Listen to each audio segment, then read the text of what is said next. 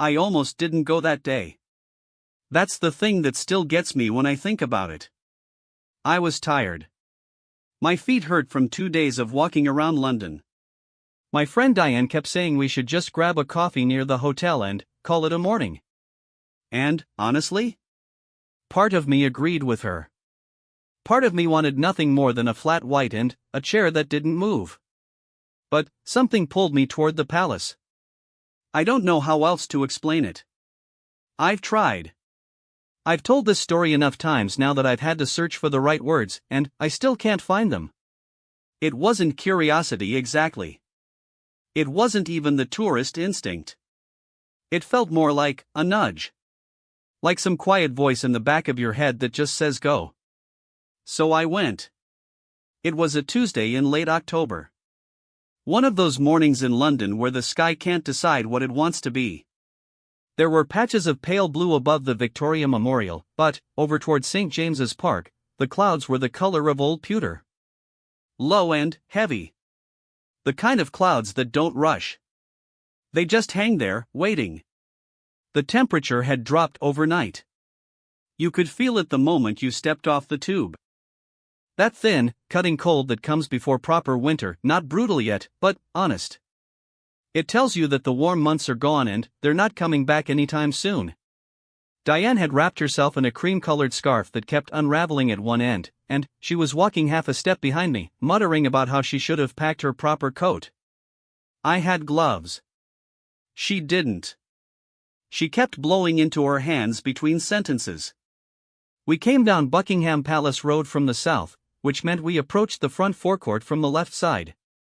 There were already tourists gathered along the railings, not the massive summer crowds, nothing like that. But a steady, quiet gathering. Maybe 200 people spread across the length of the fence. Families. Couples. A few school groups with high visibility vests and distracted teachers. You could hear the low hum of the city behind everything. The distant bus engines on the mall. A child somewhere nearby asking her mother if the Queen lived here, not knowing, of course, that things had changed. That the woman who lived here now was different. That the crown had passed and the world with it had shifted. I remember thinking how strange grief is. How it lives in a place even after the person is gone. How you can stand at those iron railings and still feel something, a weight, a history, that has nothing to do with who's inside those walls at any given moment. But I'm getting ahead of myself. We found a spot near the center of the main gate. Good view. Diane had her phone out already, doing that thing she does where she takes 11 photos before anything has actually happened, just to make sure she has something. The changing of the guard wasn't due for another hour, at least. But the forecourt was never truly empty of ceremony. There were always guards posted. Always the straight-backed figures in their bearskins and red tunics standing at their sentry boxes, immovable as stone, eyes fixed on some invisible horizon. I've always found something both impressive and slightly haunting about those guards. The way they don't blink, or at least, you never catch them. The way they hold their rifles like the weapons are part of their bodies. The way the world moves around them and they simply remain. There's a particular guardsman I noticed early that morning. He was posted at the right-hand sentry box, closer to our side of the crowd. Tall. Very tall, maybe 6'3", 6'4". His bearskin added another foot to that. He had the kind of posture you only get from years of drilling it into your spine. I don't know why I kept looking at him specifically. Maybe it was the stillness. Even among other guards who are already still, he seemed still in a different way. More concentrated. Like a spring coiled very, very tight. Diane nudged me at one point. You're staring at the guard like he owes you money. I laughed. I don't know. Something about him. She looked. Shrugged. Went back to her phone. The crowd shifted and murmured through the next 40 minutes the way crowds do, the gentle, rolling movement of people arriving, people leaving, children being lifted onto shoulders for a better look, old couples pointing at things and narrating to each other in a dozen different languages. At some point a tour guide appeared near us. Young woman, maybe mid-20s, holding one of those small colored umbrellas that guides use to keep their groups together. She was speaking to a cluster of tourists in what sounded like German, and I caught the word Palast a few times, and König, which I knew meant king. At some point she switched to English for the benefit of a few stragglers in her group who'd clearly drifted over from somewhere else. The palace has over 700 rooms, she was saying. It serves as both the official residence and the administrative headquarters of the monarch. On days when the royal standard is flying, she pointed upward, toward the central flagpole that indicates that a senior member of the royal family is in residence. Several people looked up. The royal standard was flying. I remember the detail very clearly because of what came next. It started with movement. Not dramatic movement, nothing that would have made you gasp or step back.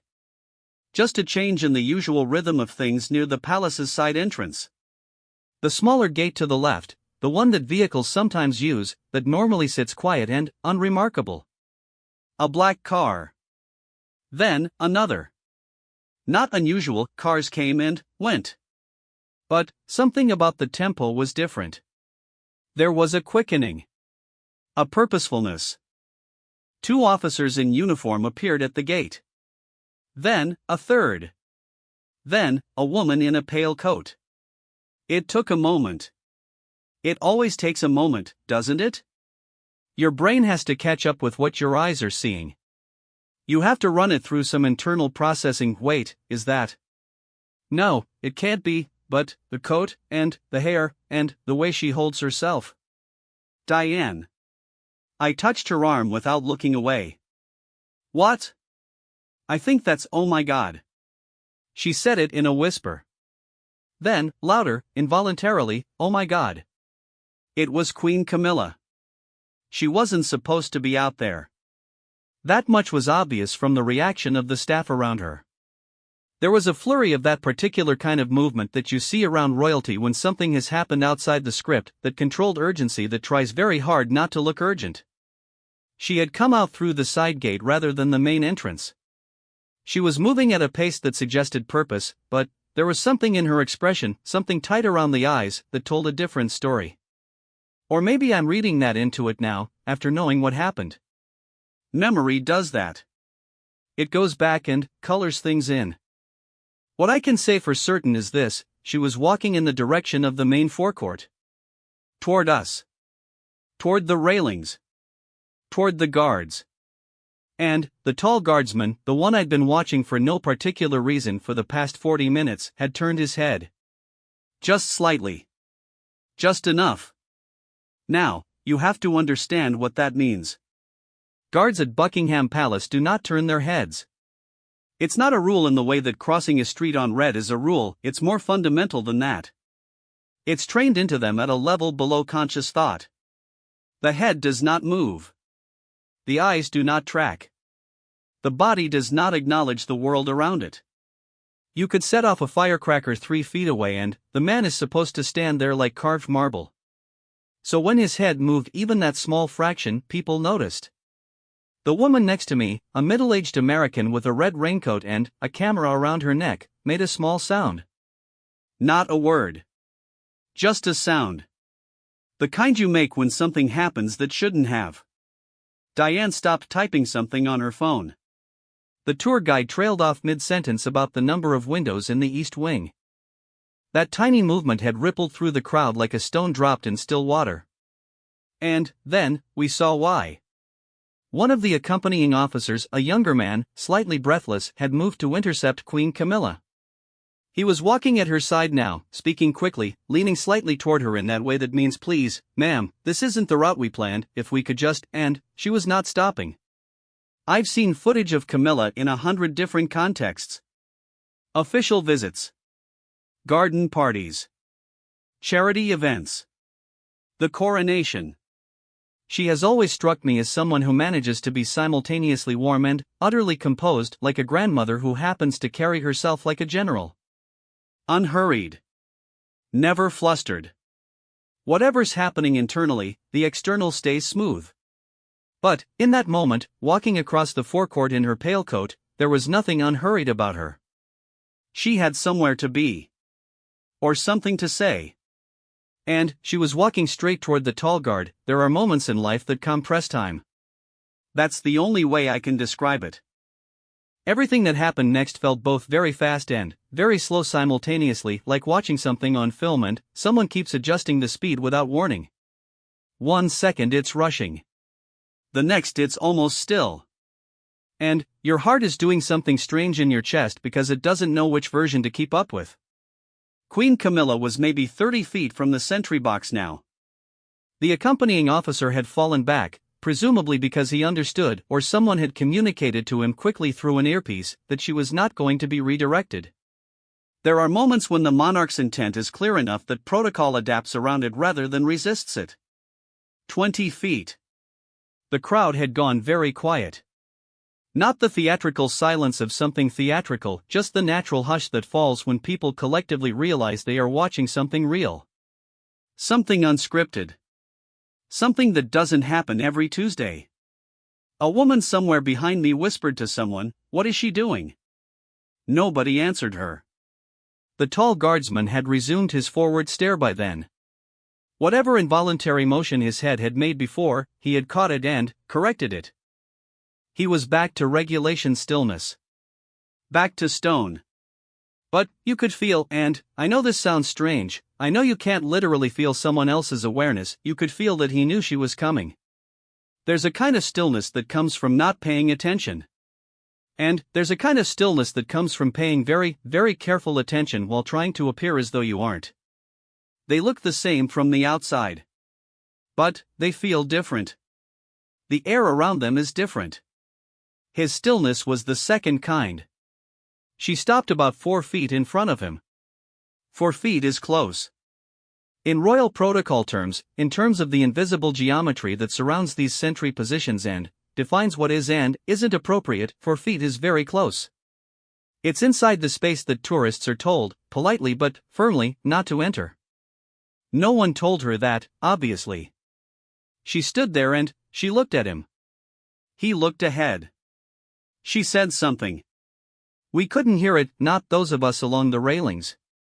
We were too far, and her voice was low. Intentionally low. Whatever she was saying, it wasn't for us. The words were for him. But we could see her face. And her face was not angry. That surprised me, actually.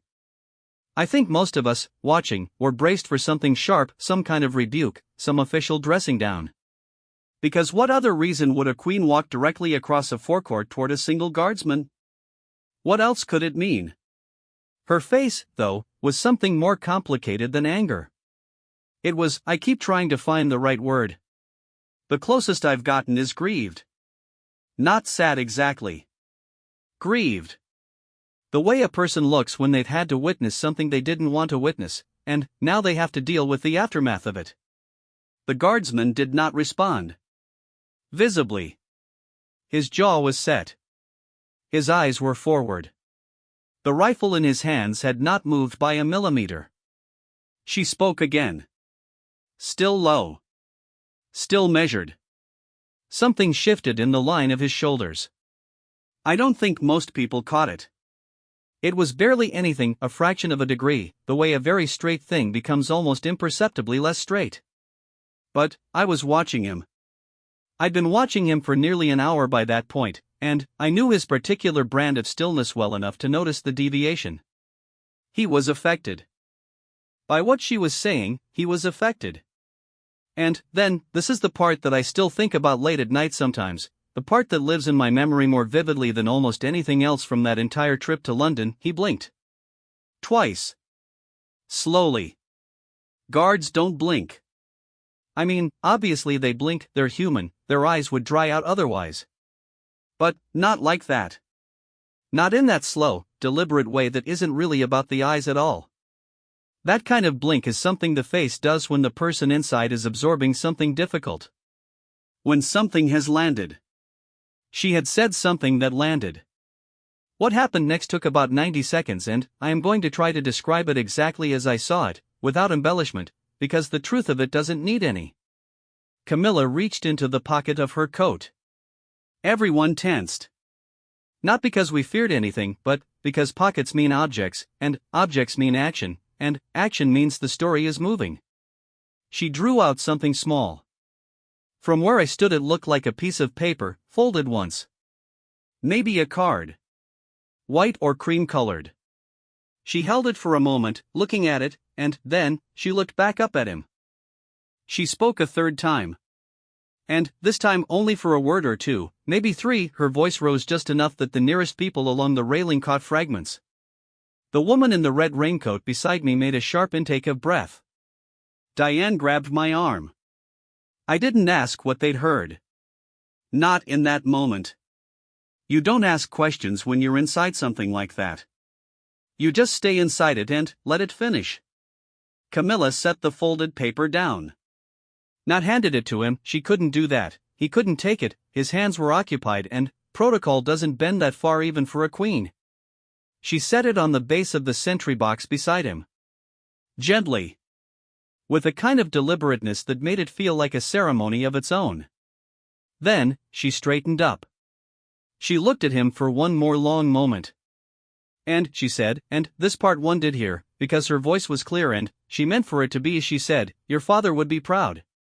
5 words. The forecourt absorbed them. The pale October sky absorbed them. The 200 tourists along the railing absorbed them in varying degrees of understanding. Some people around me had no idea what the words referred to. Some, I think, understood immediately. I stood there with Diane's hand still gripping my arm and felt something move through my chest that wasn't quite emotion and wasn't quite thought.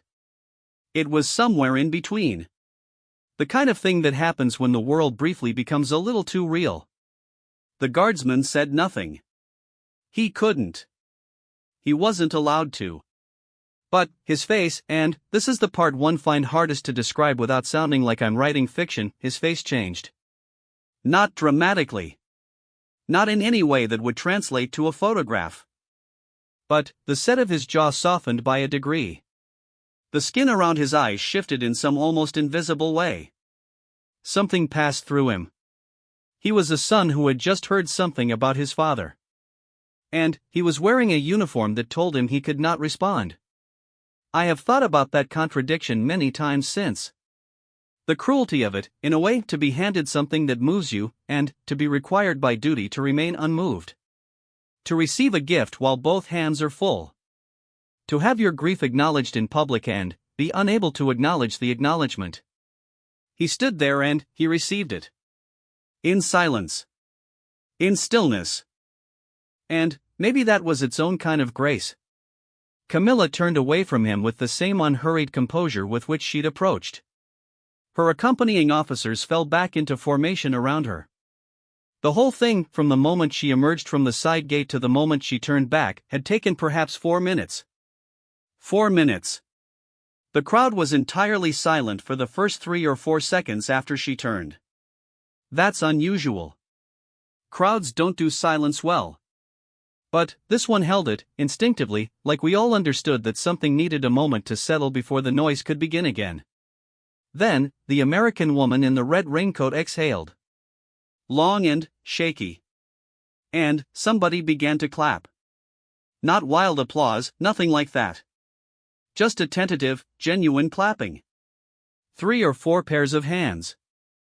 Then, more. Then, the kind of wave that moves through a gathered group when no one planned it, but it feels right. Queen Camilla did not turn back. She walked steadily toward the entrance through which her staff was steering her, and she did not perform for the applause. She just let it happen behind her and kept walking. That, somehow, made it more moving. Not less. Diane didn't speak for a long time after. She's not usually like that. Diane is the kind of person who fills silences. It's one of her best qualities and, occasionally, one of her most exhausting ones. But she stood there beside me with her unraveling scarf and her cold hands, and she was quiet. Finally, she said, "What just happened?" I said I wasn't entirely sure. Did you hear what she said? Before the last part? I shook my head. Just the last 5 words. The woman next to you. The one in the red coat. She's the one who gasped. Diane turned to look, but the woman had already moved deeper into the crowd. I think she heard more. I looked around too, but the crowd had already begun its natural churn, people coming, people going, the world reassembling itself around the space that for extraordinary minutes had briefly cleared out. The guardsman was still at his post. Still straight. Still stone-faced. Still watching nothing and everything. But there was something on the base of his sentry box. A small, cream-colored, folded piece of paper.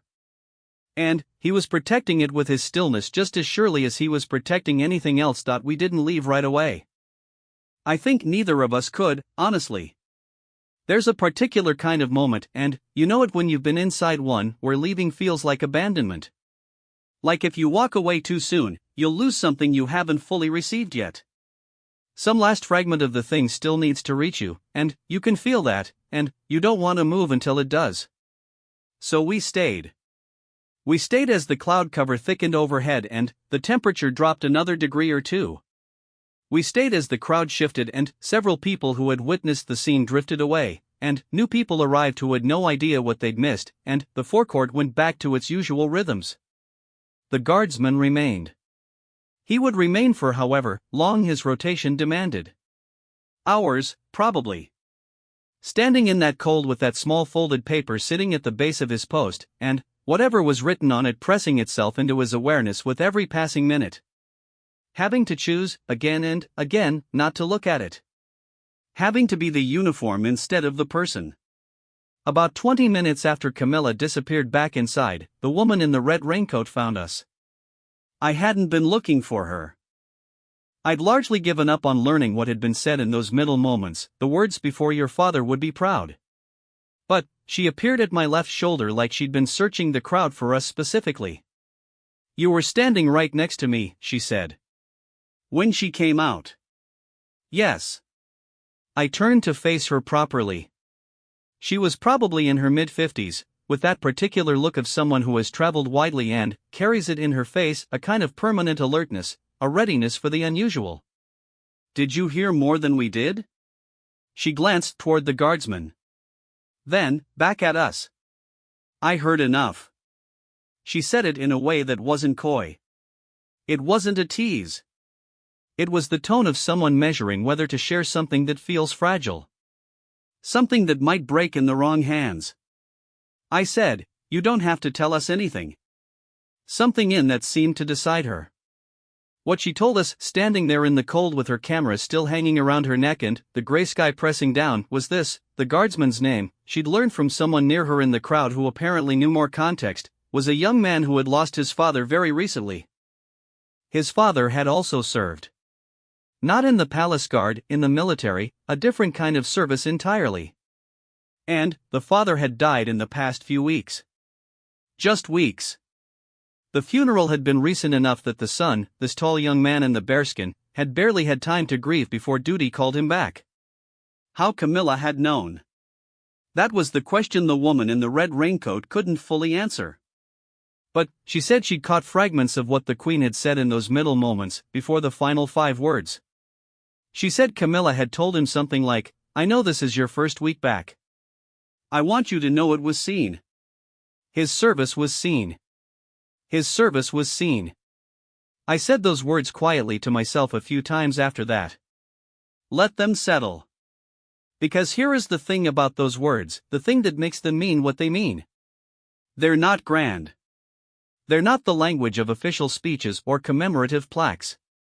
They're the language of one person acknowledging another person's grief. Directly. Without performance. Without an aide handing over a formal letter. Without a press release. She had come out herself. She had walked across the forecourt in the cold and stood in front of a young man who was not allowed to cry, who was not allowed to tremble, who was required by his uniform to absorb the weight of the world without visible reaction, and she had said, I see you. Your father was seen. And then, your father would be proud. The woman in the red raincoat left us after that. She had a tour she was supposed to be on, somewhere on the other side of St. James's. She shook both our hands with a warmth that felt slightly strange for strangers and, then, disappeared into the flow of people along the path. Diane and I stood there. The forecourt looked exactly as it had at 9 in the morning when we'd arrived. Nothing had been rearranged. No monument had been erected. No plaque would mark this spot. Tomorrow 1,000 tourists would stand here and take photos and know nothing about what had happened in these 4 minutes. That's how most real things work. They happen in the middle of ordinary days and ordinary crowds, and they leave no physical trace. The only record is the people who were there. And even that record degrades over time, details blur, sequences shift, and eventually you're not sure anymore how much you actually saw and how much you've assembled from emotion and inference. But some things stay sharp. The cream-colored paper on the base of the sentry box. The slight softening of his jaw. Her voice, clear and deliberate, "Your father would be proud." Those I will not misremember. We went and got coffee after that. Not the flat white near the hotel that Diane had suggested at the start of the morning. We found a small place on a side street near the park, the kind of place that has mismatched chairs and handwritten menus on chalkboards. The kind that feels like no one outside the neighborhood knows about it. We sat across from each other at a table near the window and we wrapped our hands around hot mugs and we didn't say very much for a while. At some point Diane said, "I feel like I should call my dad." I asked why. She thought about it. Because he's still here and I don't call him enough. And that kid, she stopped. Looked out the window. He doesn't have that anymore. I didn't say anything. There wasn't anything that needed saying.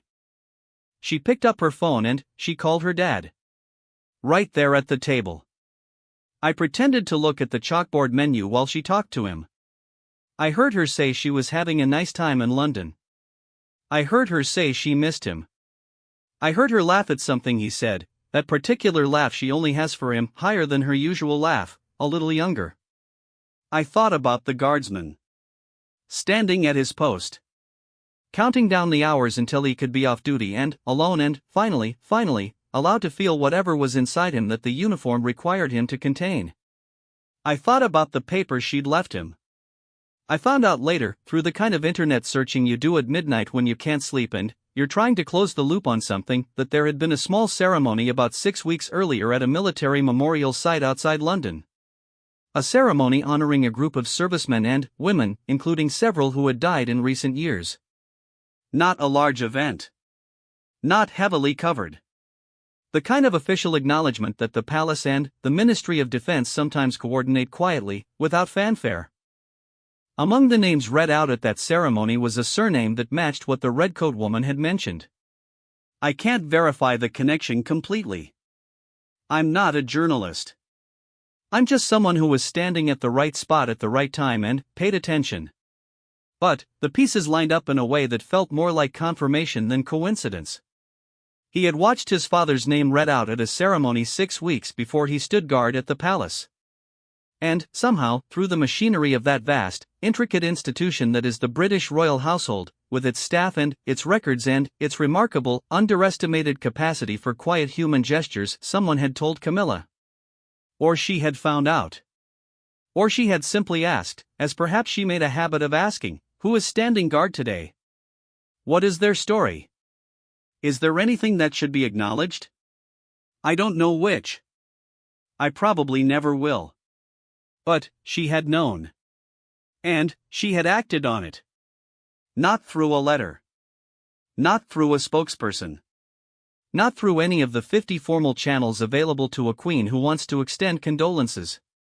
She had walked out into the cold and done it herself. I want to say something about duty here, because I think the whole thing is really a story about duty. Not in the abstract, patriotic, capital D sense.